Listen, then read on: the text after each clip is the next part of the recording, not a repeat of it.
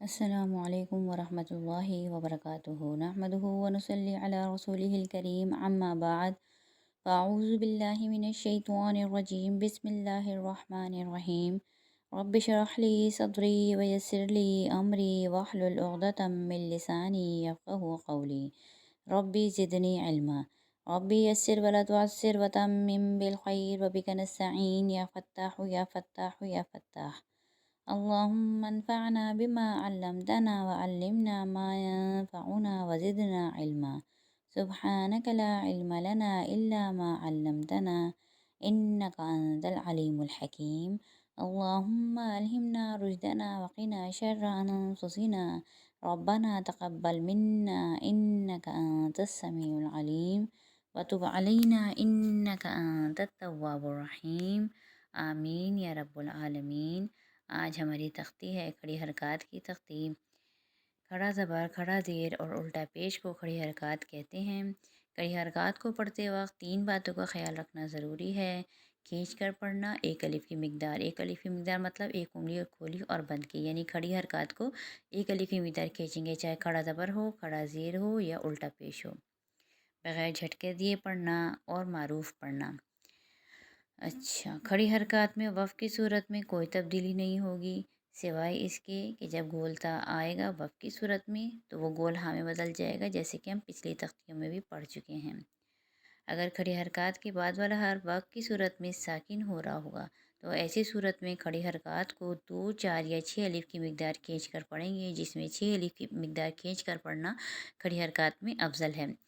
اور یہاں وقف بنے گا مد عارض وقفی۔ مد عارض وقفی کی ایک ویڈیو پہلے پوری بنائی جا چکی ہے، جس میں تفصیل سے مد عارض وقفی کو ڈسکس کیا گیا ہے۔ اگر آپ کی سمجھ میں نہ آئے تو اس میں سے ڈیٹیل لے لیجئے۔ اس کے بعد ہمارے پاس شروع ہوتا ہے پہلی کھڑی حرکت، یعنی کہ کھڑے زبر کی حرکت۔ کھڑا زبر کے تمام قواعد وہی ہیں جو پیچھے بیان کیے جا چکے ہیں، سوائے اس کے کہ کھڑا زبر کے ساتھ اگر کہیں واو اور کہیں یا لکھا ہو، یعنی جس میں کوئی حرکت نہ ہو، واو اور یا جس کے اوپر کوئی حرکت نہ ہو، زیر زبر پیش کی، نہ جزم کی، اس کا نہ تو ہم جوڑ میں نام لیں گے اور نہ ہی وصل میں، جیسے اغنا۔ اغنا میں نون یا کے اوپر کوئی حرکت نہیں ہے، نون کے اوپر کھڑا زبر، یا کے اوپر کوئی حرکت نہیں، بے حرکت ہے، اس لیے ہم ہجے کرتے وقت بھی یا کو نہیں پڑھیں گے اور وصل میں بھی یا کو نہیں پڑھیں گے، جیسے حمزہ غین زبر اغ، نون کھڑا زبر نا، اغنا، اغنا، ٹھیک ہے۔ اسی طرح صلات میں واو کے اوپر کوئی حرکت نہیں ہے، صاد زبر صا، لام کھڑا زبر لا، صلا، تا دو پیشتن، صلاتن، اور صلاتن میں پھر یہ تا بھی جو ہے گولتا گول ہاتھ سے بدل جائے گا اور ساکن ہو جائے گا، صلا۔ اسی طرح ہم نے واو کا اس میں یہاں ذکر نہیں کیا کیونکہ واو کے اوپر کوئی حرکت نہیں تھی۔ یہی قاعدہ آگے بھی چلے گا قواعد کا۔ اب ہم آگے اپنی تختی شروع کرتے ہیں۔ اعوذ باللہ من الشیطان الرجیم، بسم اللہ الرحمن الرحیم۔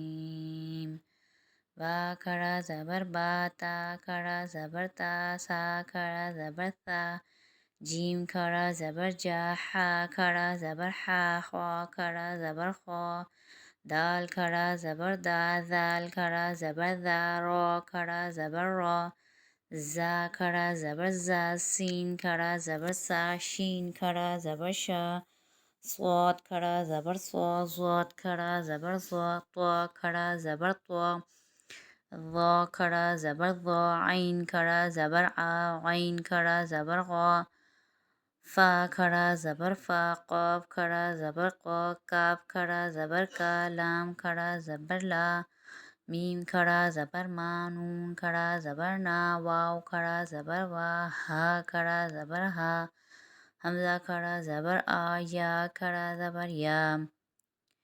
امید ہے آج کی تختی آپ لوگوں کی سمجھ میں آ گئی ہوگی۔ اللہ تعالیٰ سے دعا ہے کہ اللہ تعالیٰ ہمیں قرآن پڑھنے، سمجھنے اور عمل کرنے کی توفیق عطا فرمائے۔ وآخر الدعوانا عن الحمد للہ رب العالمین۔